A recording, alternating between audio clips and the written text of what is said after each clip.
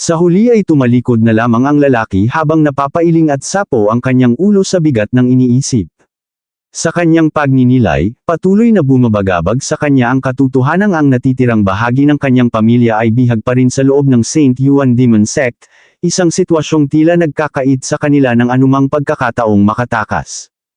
Naalala rin niya ang kalagayan ng Great Xia Dynasty, ang lupain kung saan nagmula si Zhao Mo, na ayon sa mga balita ay kasalukuyang tina-target ng kalapit na Great Zhou Dynasty at nasa bingit na ngayon ng ganap na pagkawasak. Napagtanto niya na kung makakahanap ang kanyang pamilya ng paraan upang maprotektahan ang Great Xia, ito ay magiging isang napakalaking pabor na tiyak na tatanawin ni Zhao Mo.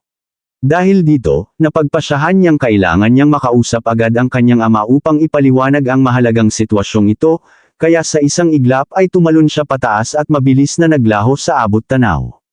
Samantala, sa tuktok ng Profound Array Peak kung saan dinala ni Zhou Siliang si Zhao Mo, agad na bumungad ang isang kamanghamanghang tanawin. Paglapag pa lamang nila ay ipinagmalaki ni Zhou Siliang na ang lugar na iyon ay ang kanyang Array Valley, na kinapapalubon ng hindi bababa sa 3,271 mga array sa buong lambak. Idinagdag pa niya na ito rin ang nagsisilbing puso ng Mountain Protecting Grand Array ng buong sekta, na kapag ganap na na-activate ay magiging pinakaligtas na kuta sa lahat ng sulok ng Saint Yuan Demon Sect. Namangha si Zhao Mo sa kanyang nasasaksihan habang iginagala ang paningin sa paligid. Dahil sa kuryosidad ay hindi niya napigil ang itanong kung ang tanyag na array sa Climbing Heaven Road ay gawa rin ba ng kanyang bagong master. Bahagyang ngumiti si Zhou Siliang, bagaman bakas ang bahagyang hiya nang aminin niyang kahit tinatawag siyang isang henyo sa larangan ng array, hinding-hindi niya kayang lumikha ng isang obra maestrang tulad ng ganon kahit ubusin pa niya ang kanyang buong buhay. Ipinaliwanag niya na ang Climbing Heaven Road ay personal na nilikha ng dakilang Saint Yuan Patriarch 8,000 taon na ang nakalipas, at ito ang pangunahing dahilan kung bakit nananatiling matatag at hindi natitibag ang sekta sa loob ng 10,000 Demon Forest hanggang sa kasalukuyan. Dahil sa narinig, lalong napahanga si Zhao Mo sa kapangyarihan ng patriarka, subalit naalala rin niya ang mga bali-balitang bigla na lamang itong naglaho 1,000 taon matapos maitatag ang sekta. Natanong tuloy niya kung pumanaw na ba ang nasabing patriarka. Sandaling natahimik si Zhou Siliang bago sumagot na maging siya ay walang katiyakan sa tunay na sinapit nito. May mga kwentong nagsasabing matagumpay nitong nalampasan ang huling tribulation at napunta na sa ibang mundo, habang ang iba naman ay naniniwalang may natuklasan itong isang napakalaking lihim na naging dahilan upang makulong ito ng isang makapangyarihang puwersa na hanggang ngayon ay hindi pa rin niya natatakasan. Napaisip si Zhao Mo kung gaano katindi ang lakas ng isang puwersang kayang sumupil sa isang tulad ng Saint Yuan Patriarch, ngunit pinutol ni Zhou Siliang ang kanyang malalim na pag-iisip at sinabing masyado pang maaga para alamin niya ang mga ganoong misteryo.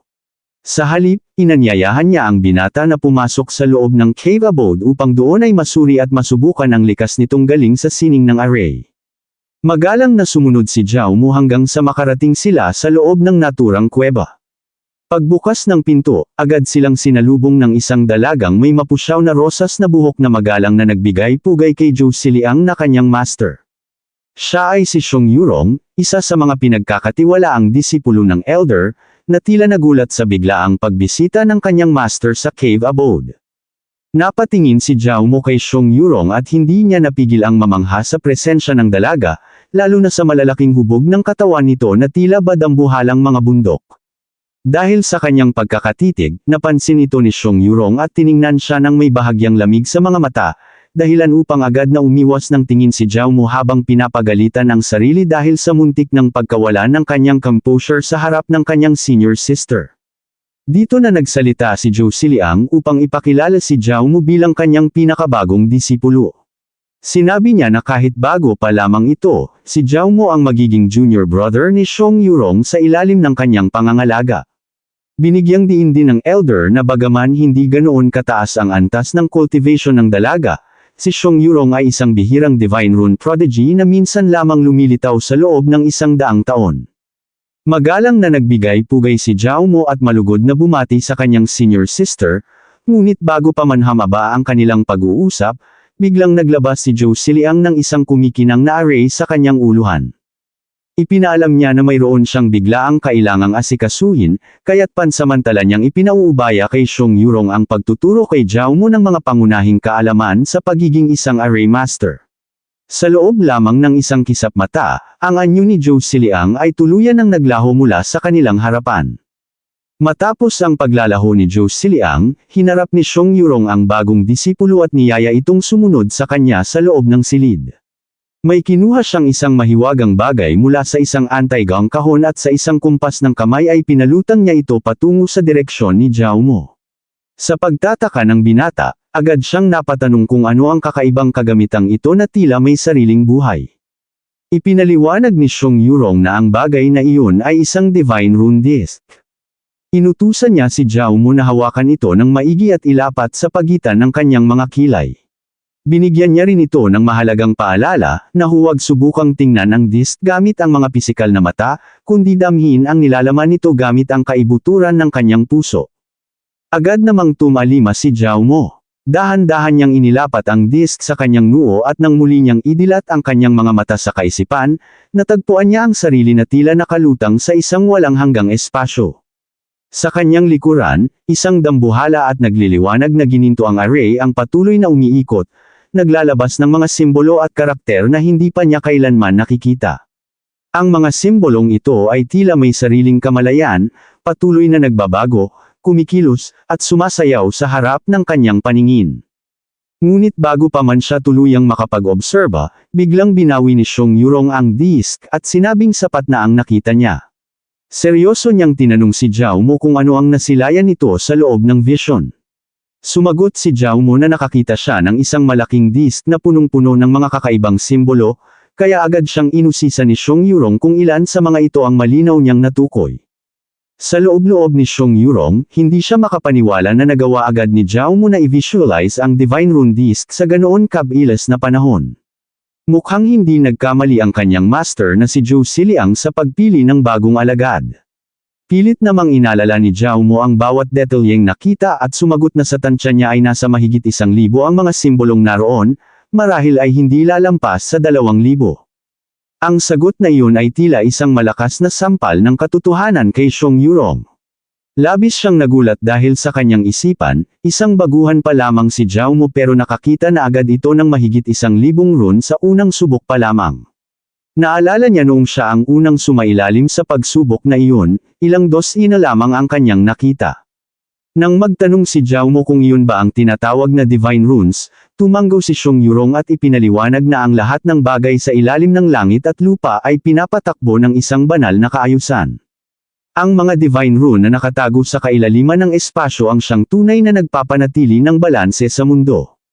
Ayon sa kanya, ang mga runes na ito ay nasa lahat ng dako at walang sinuman ang nakakaalam kung ilan ang eksaktong bilang ng mga ito na umiiral sa pagitan ng langit at lupa.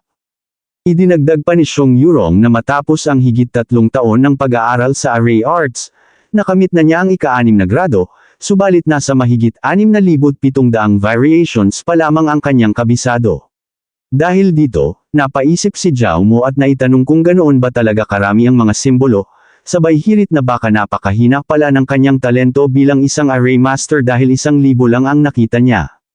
Sa narinig na iyon, uminit ang ulo ni Xiong Yurong at sa kanyang isip ay hindi niya mapigil ang murahin ang binata. Nagdududa siya kung nagyayabang ba si Zhao Mo o sadyang wala lang itong muwang sa pambihirang galing na ipinakita nito.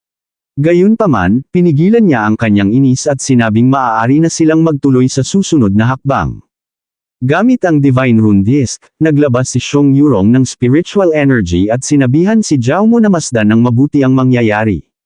Sa isang iglap, biglang nagbago ang anyo ng paligid. Namangha si Zhao Mo at napatanong kung ito ba ay isang illusion array, na agad namang kinumpirma ng kanyang senior sister. Ipinakita ni Xiong Yurong ang iba't ibang elemento, mga dambuhalang ipu-ipu, matatalim na kidlat, naglalagablab na apoy, at matinding yelo. Ipinaliwanag niya na sa kanyang antas, kaya niyang manipulahin ang estruktura ng divine runes upang lumikha ng mga makatutuhanang ilusyong ito. Ngunit sa gitna ng kanyang pagpapakitang gilas, biglang nanghina si Xiong Yurong at tila babagsak ang kanyang katawan. Agad siyang sinalo ni Zhao Mo, subalit dahan-dahan siyang itinulak ng dalaga habang sinasabing kaya na niya ang sarili. Inamin ni Xiong Yurong na ang pagmamanipula ng runes ay kumokonsumo ng napakalaking enerhiya, at doon niya ipinagtapat ang kanyang kahinaan. Kahit mataas ang kanyang kaalaman sa arrays, sadyang kapos siya sa talento sa cultivation. Hanggang ngayon, nananatili pa rin siyang nakakulong sa rurok ng Foundation Establishment Realm. Nagtaka si Zhao Mo kung bakit hindi ito makalagpas sa susunod na antas kahit gumamit pa ng mga dekalidad na pills. Malungkot na sumagot si Xiong Yurong na kahit ang 6th grade Chaoyuan pills ay wala ng talab sa kanya dahil sa depekto ng kanyang dantian at spiritual veins. Ayon sa kanyang master, ang tanging pag-asa na lamang niya upang makatuntong sa core formation ay ang maalamat na 8th grade origin gathering pill. Dahil sa narinig, sumagi ang isang ideya sa isip ni Zhao Mo. Sa isang nakakalokong ngiti, tinawag niya si Xiong Yurong at tinanong, sakaling magawa niyang makakuha ng origin gathering pill para sa kanya, ano kaya ang handang ibigay ng dalaga bilang kapalit? Ito na po nagtatapos ang ating kabanata, abangan ang mga susunod pa nating upload. Huwag din kakalimutang mag-like, share, subscribe at i-click ang notification bell, para lagi kayong updated sa mga susunod pa nating mga video.